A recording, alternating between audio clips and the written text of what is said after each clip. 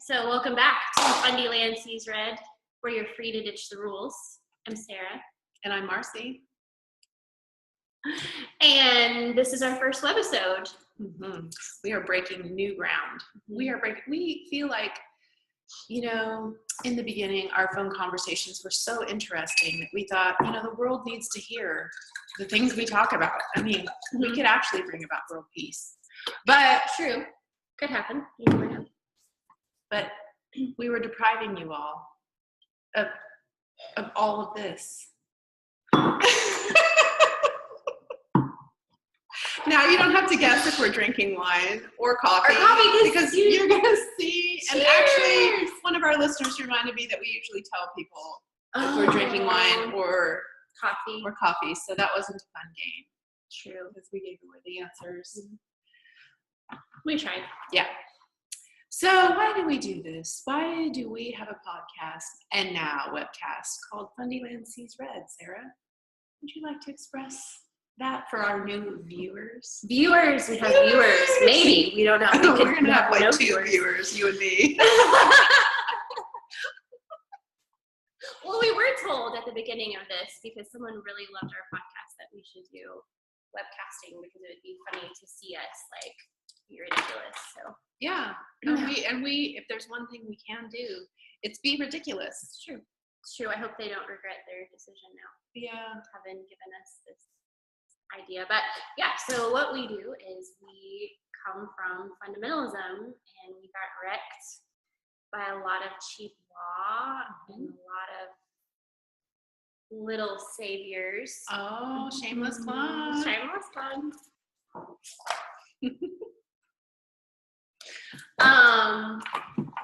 And abusive people, and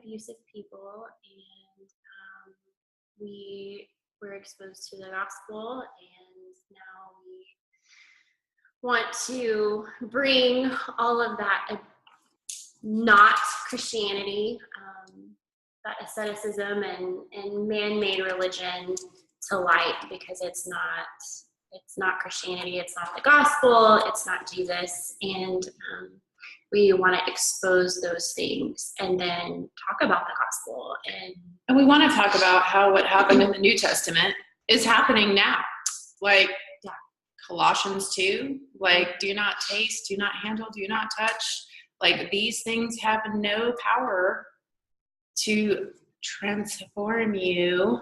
All these rules have no ability to transform you. They never have, they never will. And the whole point of the gospel is to set you free from the law that first of all informs you that you're an asshole, and then also condemns you for not being able to be perfect as your Father in heaven is perfect. So we are here, and here's the thing.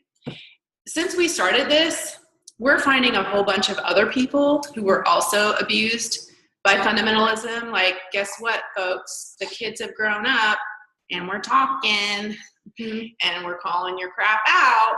I said crap. I'm so proud of myself. Okay, so we're calling it out, and that's why we do this, because we want to set other people free who are in fundamentalism. Like, you don't have to give up your faith. You don't have to become an atheist, though a lot of people do, because they were abused. They were spanked while being required to quote Bible verses. So of course fundamentalism has created a whole generation of atheists. Yeah. But we haven't lost our faith, and you don't have to lose your faith. We can just talk about these things, because as we talk about them, they lose their power. And we want to help set other people free as we have been set free. So life in Christ is supposed to be joyful, not a drudgery. So yeah.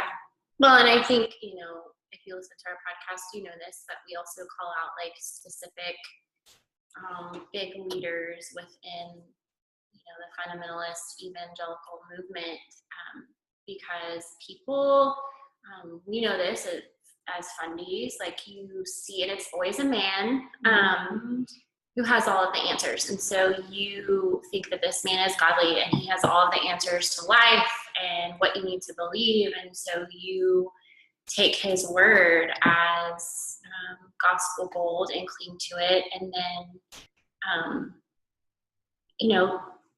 it's like people just like hold on to that, like it's that little savior. Because he is in authority over you. Yeah, he's in authority. He's going to put himself, that's part of the deal. Like, he's in authority over you. You do what he says, at least outwardly. And there you got a church. There you have the evangelical church where one guy is up there and he's telling everybody like what to do. He's like the authority, and that's where abuse comes in, because there's no accountability. There's no, like, at least where we come from, there's not even like a bigger board of directors or church leaders or anything to keep that guy accountable. He's just got his own little kingdom and his own subjects, and everybody's being parented, and it's just a load of crap. And it's not the gospel. It's not the gospel when it's all about you cleaning yourself up and adhering to that person's rules. Yeah. So, I mean, and I think too, we were talking about this in the car while we were going to get more wine because we ran out. I was like, hey, it's afternoon. We should start drinking wine. It's noon. What have we been doing? Wasting away all day. We switched from coffee to wine. We did. But yeah, we were talking about this, that now with the internet age and the ability to podcast, to self-publish, to have Twitter, to have access to information outside of a little like echo chamber that these men in power have created and said, okay, here's your, this is the people that you're allowed to read. This is what's acceptable information for you to have. And those guys, Piper, whoever, they're losing ground now because of the internet. And it's like people are being exposed to new information. They're being exposed to the gospel. They're being exposed to people who've been hurt and abused. And they're starting to go, wait, that sounds just like my situation. And you're right, like the gospel that I've been handed, or the Jesus that I've been handed, doesn't sound anything like what's in scripture.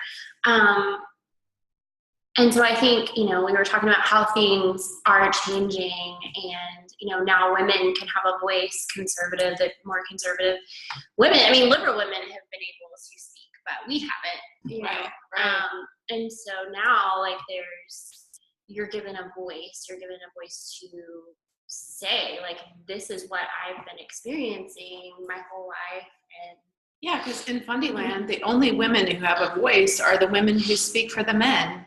And it's like, well, they're only speaking what the men feed them to say. And so with the internet, with the ability to start podcasting, and you've probably seen an evolution of our podcasting where we're like, we pointed out some ridiculous things, but then even since we've started podcasting, like, more things have been exposed. And it's like, man, we keep falling for this. And why is that? It's because we've been raised to be abused, because we have been raised to trust this man who says he speaks for God. And because there was no accountability, he was able to do whatever he wanted, and people just had to blindly follow. And so we actually love fundies. We want them to be free. Mm-hmm. And so, I've been like accused before, like, why do you hate fundies? Why are you so mean to fundies? I'm like, well, the way to win fundies over to the true gospel is not by conforming to their rules. It's by exposing the ridiculousness of those rules. But I think we have found that the only fundies who actually break free are those who have suffered under abusive leadership, or even controlling leadership that you wouldn't necessarily call abusive, but those who have even been exploited, used for their gifts and put on that hamster wheel to where they're exhausted serving this group of people, trying to please them, trying to get in. I got to get in. I got to be in leadership. I know once I become a leader in the church, or once my husband becomes an elder, that I'm going to be in. And they can never really achieve it. No. Because they're being used for their eagerness to please people. And it's not an eagerness to please God. No. So, and actually the only people who are able to be exploited are those who actually desire to please God.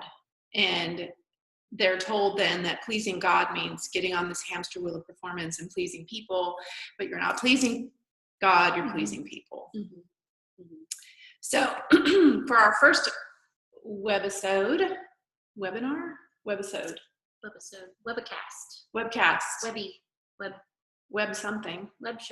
web show, for our first online production.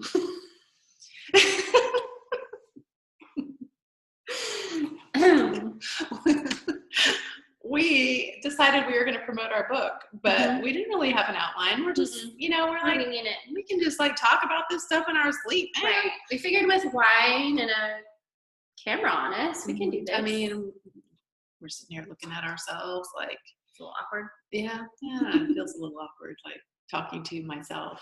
But you're here. But I'm here. We're in the same room. We're in Texas. Okay. We are in Texas. At my house. At her house. And so this is a rare treat, and we thought this would be a great way to celebrate. And we want to inform you of a few things, actually. First of all, both Sarah and I have books this year. Yay! So my book just came out, Little Saviors. There it is. Sarah received the Smurf edition because they didn't get the color right, but whatever. I'm not bitter. And Sarah's book, Women and Less, Exposed, Forgiven, and Embraced. It's a mini book. It's coming out in August. Yes, August what? 7th, I think. So we are not just doing online productions. See, we're gonna have to work that out. We're gonna have to decide what we're gonna call this. This is new ground, and you're seeing it on the cutting edge. So we're not afraid to. I don't know where I was going with that. We're really not afraid of anything. Actually. No, not really. Oh, we are. I'm actually there. Yeah, we're Snakes. not gonna go there. Yeah, snakes, Fundies. Not looking like dorks, though. That is definitely not a fear that we have. I mean, it's a fear of mine, but I have no choice. So we learn to adapt, and we just think I'm a dork. We just keep on drinking. Yeah, just have a little bit more wine, and I will forget all about this. We're good, and I just won't watch. Yes, you just won't watch. That's a good solution.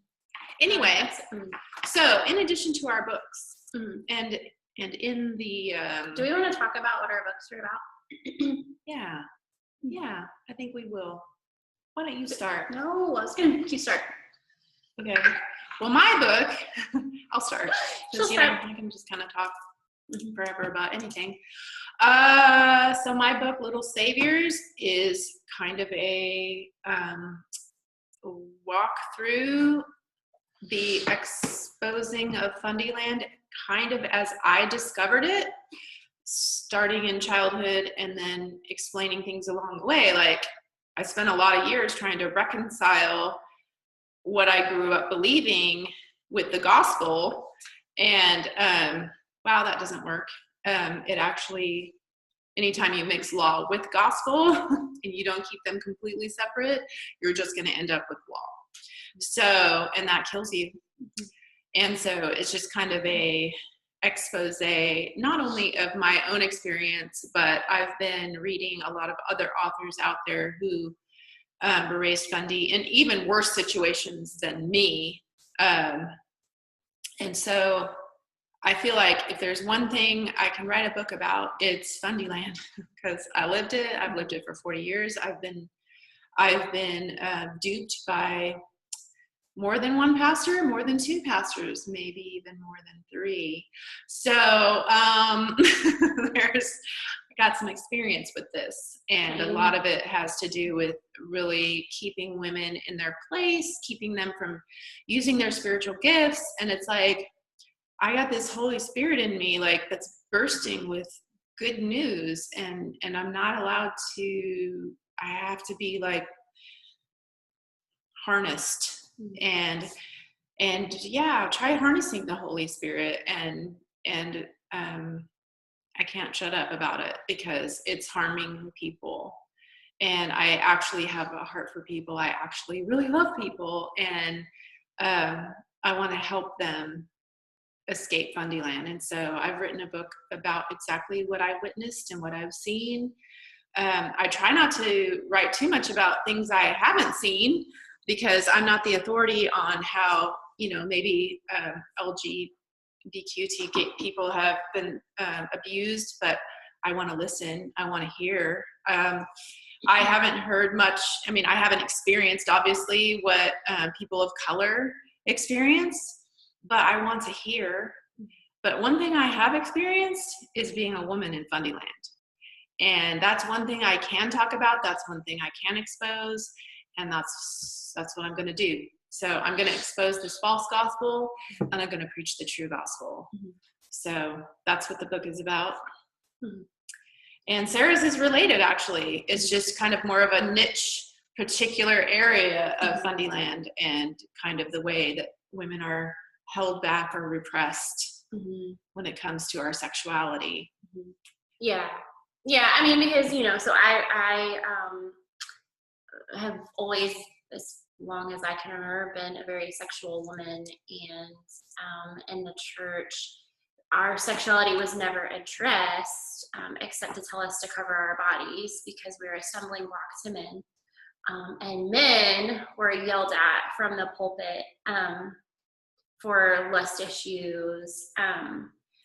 And I always sat there listening to the men get reamed over the coals, and their faith questioned, because they're sexual beings, and obviously we live in a fallen world. We have brokenness, so therefore what is good, our sexuality is good, it's normal, attraction is normal, it's good, it's not wrong, but there's brokenness there. And sitting there listening to these men have their faith questioned, their love for their wives questioned, I would just sit there and feel this, like, sort of like this weighty, almost like a sense of like a double kind of condemnation, because not only am I experiencing what the men around me are experiencing, I'm a woman. And by excluding women from the conversation, told me that I shouldn't be this way, that there's something wrong with me, that I'm a sexual being, because sexual gratification is only for men. And women don't like sex. I have books on my shelf that explicitly tell women, you don't like sex, and this is the problem in your marriage, is that you don't like sex. Well, and they unapologetically deem it as a duty. Yes. So, so I'm a weirdo because you're a freak. Like sex. I'm weird. Yeah.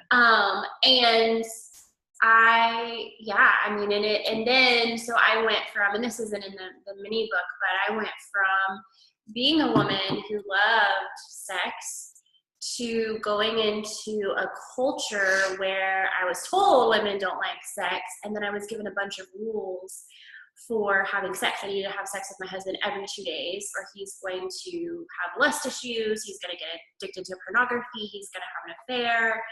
And so what once was a joy that I did willingly, I was given law, and then it became a duty, and then it took away that freedom that I had to love it. I thought something was wrong with me, and that with that came a whole host of issues, and lust being, I think, compounded because of that, because you have to go somewhere else in your brain a lot of times to it turns it into a job. Yeah. Like, I bet Tiger Woods doesn't, during his free time, doesn't like to go play golf with his buddies, because golf is his job and there's tons of pressure surrounding it.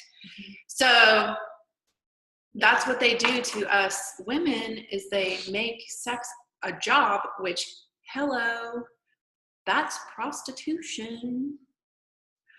And if it's our job, then it's not joyful for us. It's just a matter of get this over with, Grit your teeth and get through it, because they also teach the men, really indirectly, that her pleasure is not important. It's just, this is for you, man. Yeah. And her body is yours. You possess her. And what does that do? Except that turn us into objects and not people with gifts and interests and thoughts and feelings and humanness. And which breaks down intimacy. Yeah, and so there's no intimacy. And I address this in my book too, is like, this kind of bull crap kills marriages. It hurts them. It hurts men and it hurts women. It hurts men because eventually they realize they don't want to be with a robot or a blow-up doll. And it's unsatisfying. Yeah. Fake relationships basically are unsatisfying for both men and women. So there's this kind of law in Fundyland that men don't have feelings. I'm going to talk about that. Yeah, go there. Yeah, we're going there. Just kind of this thing that women are emotional beings, and if they can just contain that and shut the hell up, we can all live in peace. So, yeah, there's just this general fear that women desire to take over the world, and they're afraid of that. It's like men are afraid that their wives are going to be free. I think I said this in our last podcast, like, oh no, if she's free to make her own decisions, then she might leave me. If she's free in her sexuality, like, hello, that's good for you. Yeah, like dudes, like, you really do want her free, at least in that area. Trust me. Yeah. So in my, just to wrap up my little book thing real quick, but yeah, so the premise of the book is just, it's very short. It's very, hey, your sexuality is a gift. It's a good thing. It's not something to be ashamed of. And I talk about briefly the difference between attraction and lust. And I talk about how women too struggle with lust. And then I don't give any steps on how to fix it. I just talk about the gospel, and I give a couple of stories of women who encountered Jesus, who had sexual broken track records, and how he embraced them. I think that in fundamentalism, the number one thing that really wrecked me was a fear of God because of my shit. And you could come to God when you were cleaned up. And that's actually the opposite of what the gospel says. In Christ, he has redeemed us. He died for our sins. There's nothing that, we don't have to hide from God. We can run to him with our shit, not away.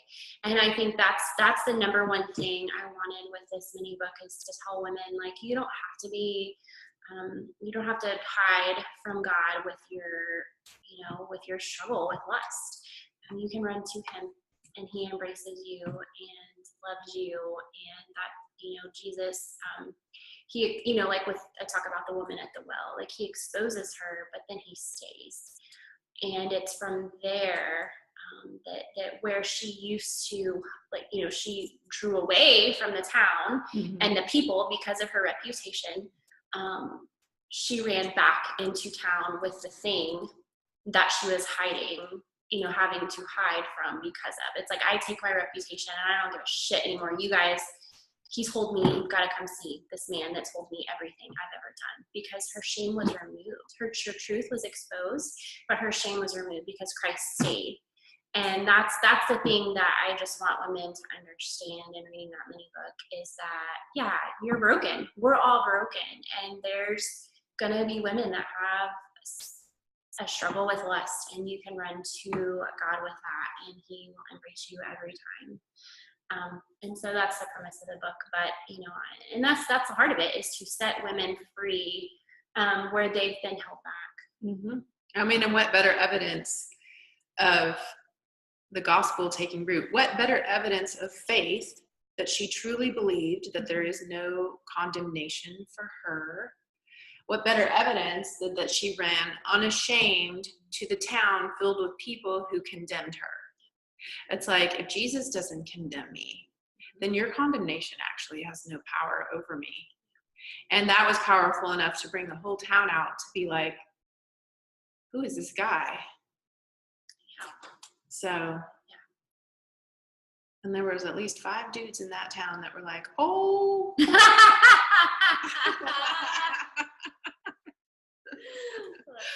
Yeah. So yeah.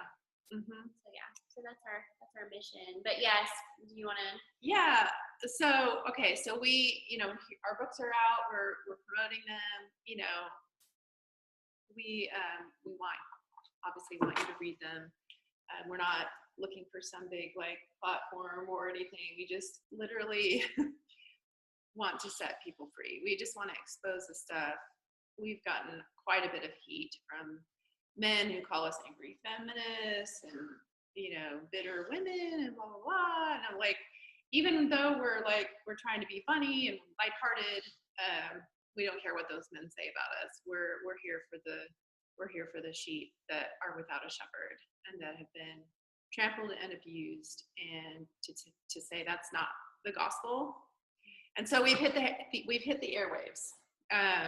So recently I have been on Back to the Bible in Canada. They actually interviewed me. They stumbled across my first book, Grace is Free, One Woman's Journey from Fundamentalism to Failure to Faith. And so I've been tweeting that link out. I don't really know where you can find it unless you go to my Twitter page and look at all the tweets. I retweeted it too, but Sarah retweeted it.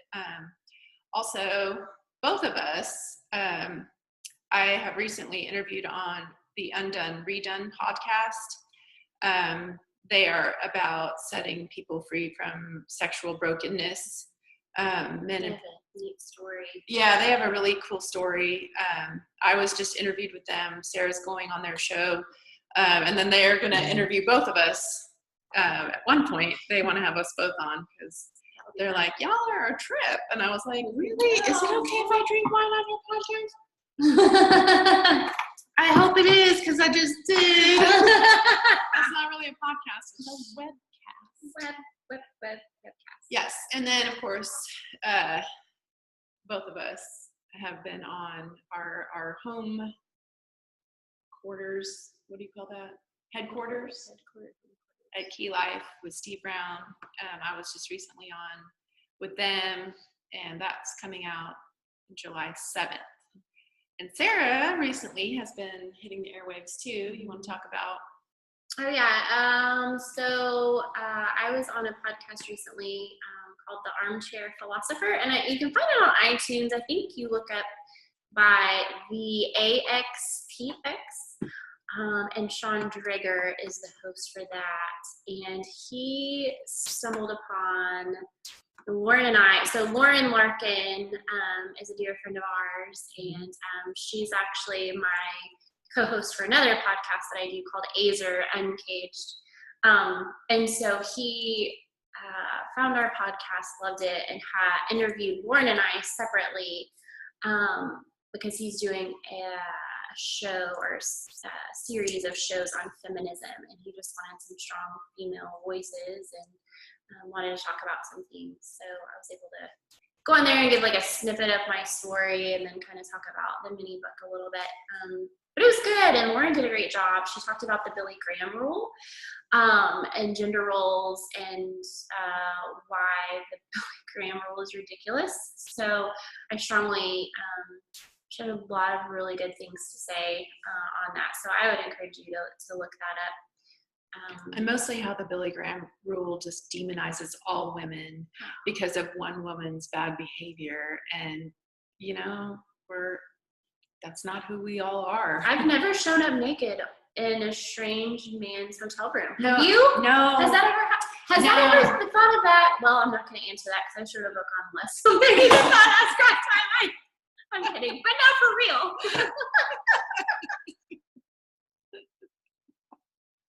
Well. Segue. Let's see. Can I think of one? Okay, what else? You know, these go to 11 guys we're going to have me on. I may have become too radical for them by now, but they're a lot of fun. Mm-hmm. They're a lot of fun. So that may be sure. But I can't think of anything else I'm doing right now. I'll probably I'm not that gone, guys. Matthew Pierce has been kind of sniffing around me again. Yeah. To find out when my book is coming out, so I know I'll be hanging out with him, I'm sure. That's a really good way to describe Matthew. Sniffing around. Sniffing around. We love Matthew. Yes, we do. He's adorable and funny. Mm-hmm. Our friend Mauricio just recently posted a picture, a new illustration of Adam and Eve, where really Adam appears to have had a Brazilian blowout. Did you see that? I saw it, but I didn't see where you guys were talking about the Brazilian blowout. Yeah, he also has no nipples. So we're wondering like what sort of theological belief that comes from where Adam didn't have nipples. I know they didn't have belly buttons, right? Yeah, the belly buttons are covered, but like the place where nipples should be on him, not on her, obviously. But did she have nipples? Well, you know, they always cover up Eve. But why would she have nipples and not him? Well, I don't know if she had nipples because there were plants covering her. But she must have had nipples, unless it was just like anime. Have you seen the anime? Like, they all have boobs but no nipples. Yeah, well, I mean, these are like realistic people. These are real people. And Adam just had like the no nipple thing. Like, it's almost as if somebody took makeup and like, theologically, we don't believe in nipples. So we're going to cover these guys up because Adam, there's no way Adam had nipples. And I don't know. Like, you know what? I don't believe in nipples either. Theologically, I don't believe men have nipples. Yeah, they don't. There's that. So look, we just changed the world. Nipples do not exist. Not for men anyway. See how helpful we are? You need to tell all your friends about us. You do. They're missing out. I mean, on some sound teaching. Yes. Who wouldn't listen to us? I don't know. Sad people. I know, really. They must all be fundies. Maybe, because they can't hear about nipples. Well, I think the fundies do listen to us, but there are meetings like, what can we do? What can be done? What can be done? How do we shut these women up? Yeah. I've actually heard of pastors who have told other pastors, like, can you do anything, like friends of mine, can you do anything to shut her the hell up? And like my friends are like, no, can't, really can't. That's awesome. Would like to. I'm public enemy number 3 at one church. An elder told my brother. Yeah. Of that church. Yeah. He was like, well, I wouldn't say she's number 1, but she's a strong 3. And I'm like, that sounds like a challenge. Yeah. Let's get you back up to 1. We're actually in Houston. Let's go buy some eggs. It's probably going to take more than eggs. Well, I got some ideas, though. They're popping in. I did have like a bunch of victims from, my hometown church. They were like, okay, I know you have exposed them and you've gotten like death threats and you've done all this now. Now, what are you going to do next? Because I'm really thinking you need to go burn and pillage the church. And I'm like, well, I've done, I think all that I can do. That's not an actual crime. I don't know, like, maybe if you want the church burned and pillaged, like you need to do that or something. Mm-hmm. I see your concerned look. Yeah, I'm not sure if I'm recording over here. Well, if not, we have a webcast. If not, this may be a new venture because, maybe my voice will be a little more equalized. And Sarah's, you'll hear, actually. Yeah. So, okay, well, we've rambled on a little bit. And this is what happens when we don't have an outline. And I don't know, I like it. Maybe our viewers / listeners won't, but we'll figure it out. We'll see. I mean, you got to start somewhere. Yeah. So this is the maiden voyage. That sounds dirty. I mean, it's us. And we're redheads. And the maiden voyage. This is the maiden voyage into webcasting. And we never really quite know how to end. Oh, I know what we're going to end with. We have our 2 segments. We do have our segments, and these are fantastic, and especially because we were talking about men and their controllingness and women not having any sort of voice or feeling. Well, and it's funny because, there's quite a few like men who are eager to listen and befriend and all this stuff. It's like sometimes they don't even know when they're being disrespectful because it's so like ingrained in them. These things that they have been told are true about women. These things are true about women, and these things are true about men. And so they don't even know that they're being insulting or disrespectful when they talk to us, because it's like they're talking to us with these premises that they believe, but we no longer do. Mm-hmm. So for our Hall of Shame segment this week, this is the perfect example of how disrespectful men can be when they're talking about women and they're setting themselves up as authoritarians. Because who did we have on here? It was Josh McDowell tweeted this horrifying tweet, and I'm going to try to I should just look him up by you. Because you did the screenshot. I did. Go to tweets and replies and you'll find it. Yes. And Sarah screenshotted it because after we all called him out, raked him over the coals, frankly, he did pull the tweet, which was, a good idea because, bro, out of line. What are you doing? Okay, you've tweeted so much. There it is. I had some margaritas last night. Yes, that's true. And we're in the same town. I'm tweeting all of the things because it's fun. Okay, so apparently he has some show. I don't know where because I never listened. And he's announcing this week. This week we cover a really touchy topic. All caps. Our feelings.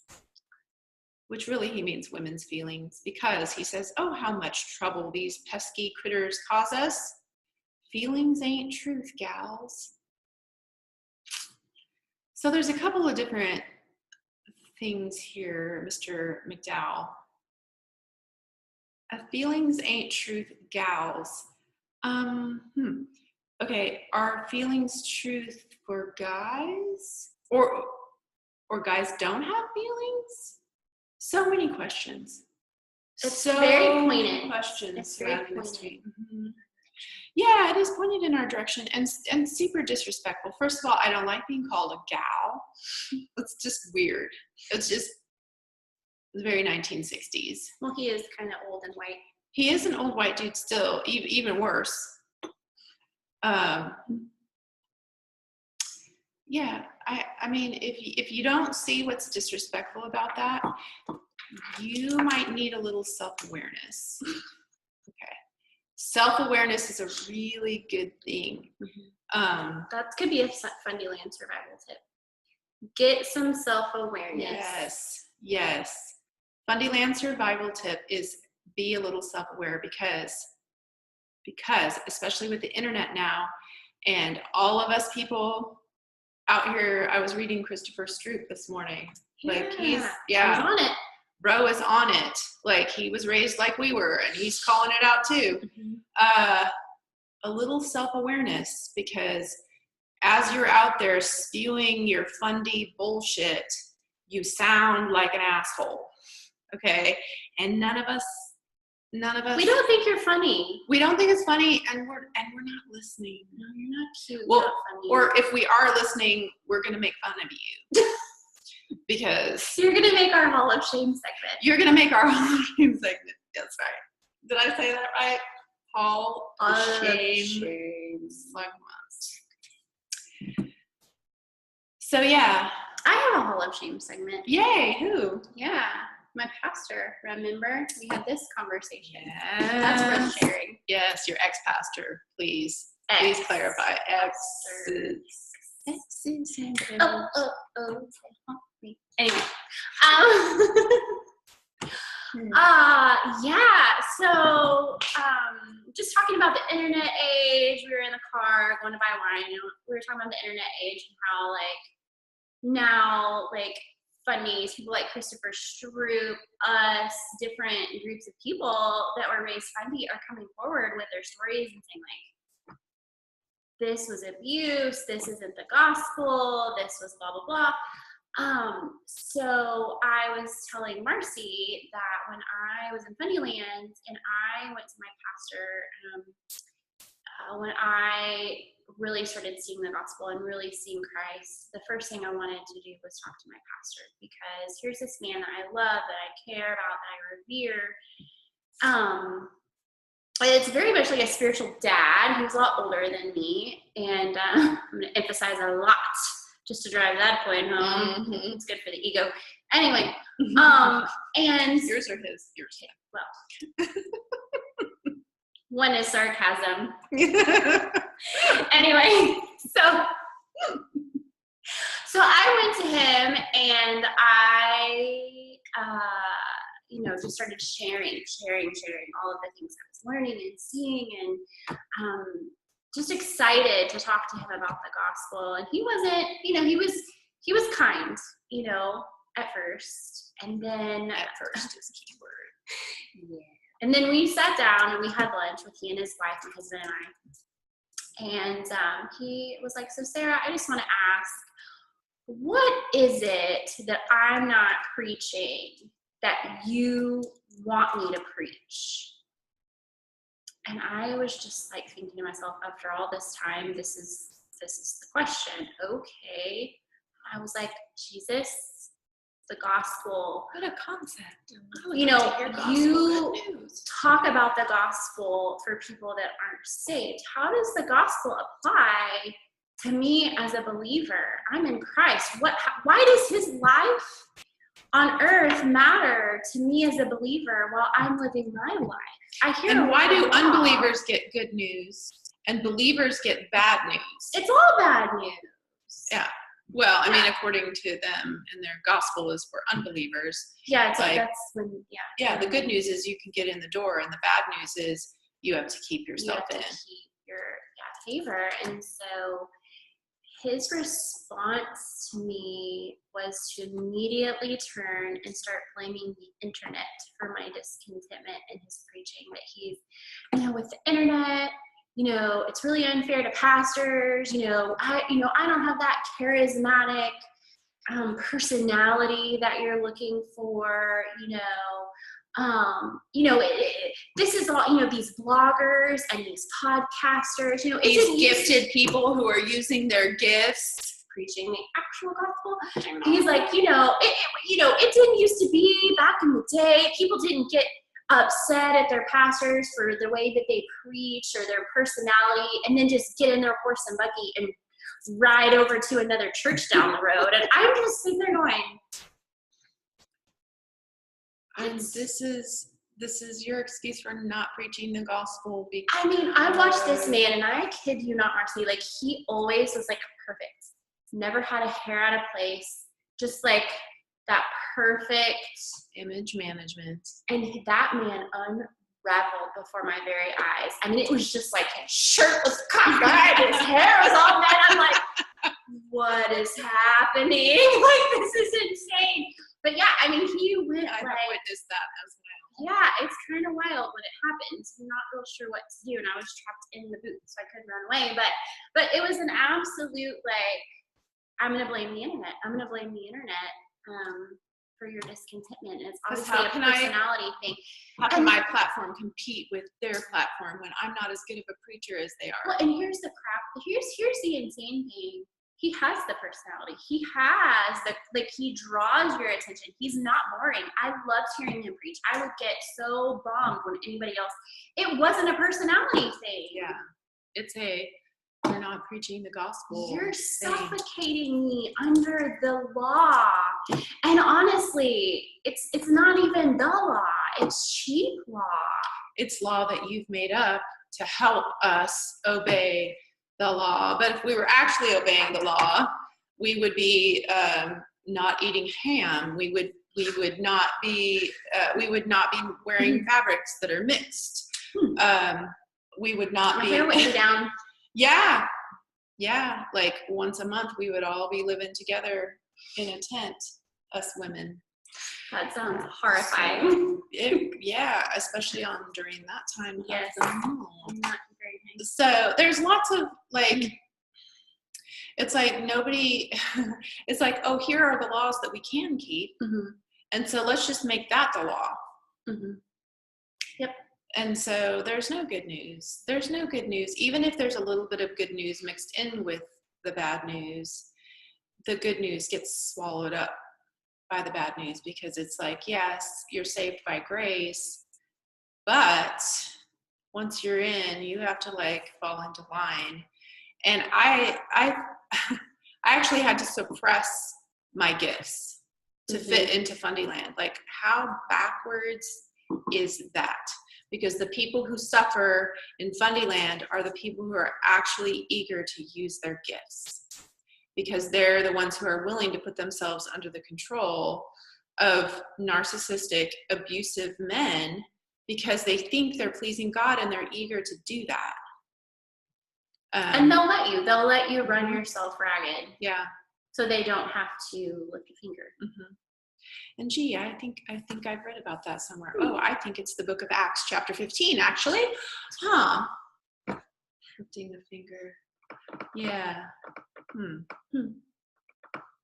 So we have one more Hall of Shame. No. Fundyland survival tips. A Fundyland survival tip. And in lieu of Marcy's book coming out, I thought it was my idea. It would be appropriate to get our Fundyland survival tip from her endorsement, which, by the way, I have an endorsement because I love you.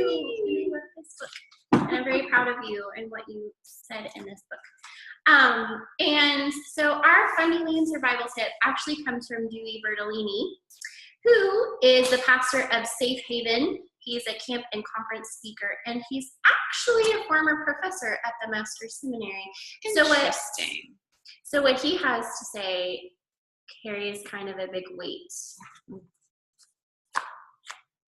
So he says, legalism is the disease. This book is the prescription. The truth so compellingly present in this book is the cure. If you or someone you love, here's your survival tip, is caught in the quicksand of legalism, please do two things right now. Number one, run for your life from soul-crushing legalism to soul-refreshing freedom. And number two, use this book as your roadmap. Then you will know the truth, and the truth will set you free. Jesus in John 8:32. And Dewey has become like a dear, dear friend. I love that guy. I loved him 25 years ago when he brought me good news as a hard rock party girl coming out. And now he's become a friend. And I love that guy. And he's probably listening. Hey, Dewey. All right. Well, have we covered all the bases? I think so. I mean, if not, we'll just have to do this again. Yes. I think it's a success. I think so. I mean, we feel successful whether we get viewers or listings or not. Yeah. We get it all out. Yeah. We say what we want, and then people can listen or not, but we hope they will. Yeah. And then it's encouraging.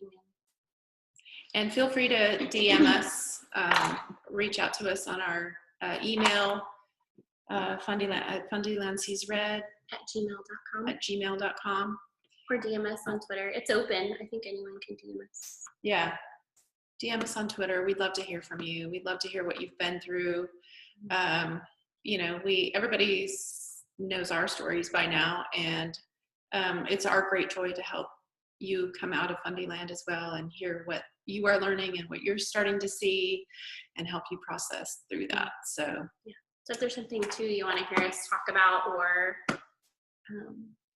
something that you've been through, like a piece of Fundyland maybe that we haven't covered or we haven't experienced, like we'd love to share that. We do it anonymously, so you don't have to feel fear that we're going to put your name on the front page, because we won't. Yeah. But we will put your name on the front page if you're a jerk to us. We will! So that's a problem. Okay. All right. We love our listeners. We love you guys. We hope you will be set free by the gospel. Bye. Bye.